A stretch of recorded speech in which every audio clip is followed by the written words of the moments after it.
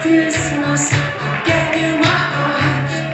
The very next day, you gave it away.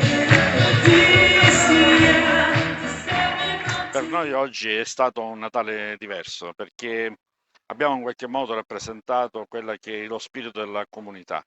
Bambini dai 3 anni fino ai ragazzi della scuola media, fino a quindi ai 13 anni, sono stati insieme, hanno operato insieme, hanno preparato insieme una festa che ha visto coinvolti i docenti naturalmente, ma soprattutto i genitori, i quali si sono stati coinvolti e hanno vissuto insieme lo spirito del Natale, che in questo caso è stato proprio il messaggio principale, quello della fraternità, della pace e dell'amicizia, quei valori che purtroppo oggi sappiamo sono messi in crisi da guerre e da tante violenze a cui assistiamo, anche semplicemente il messaggio, tra virgolette, semplicemente i femminicidi a cui assistiamo purtroppo quotidianamente.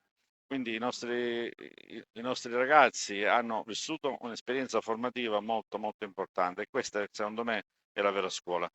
Ringrazio i docenti, in particolare delle maestre dell'infanzia, le professoresse che si sono spese per questo evento.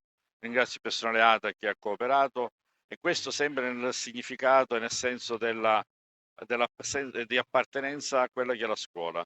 Questo senso di appartenenza e questa amicizia che nasce grazie a queste esperienze si è trasferito nei ragazzi e quindi capiscono così che stare insieme significa anche volersi bene. Quindi lo spirito del Natale in questo caso penso che sia espresso al meglio.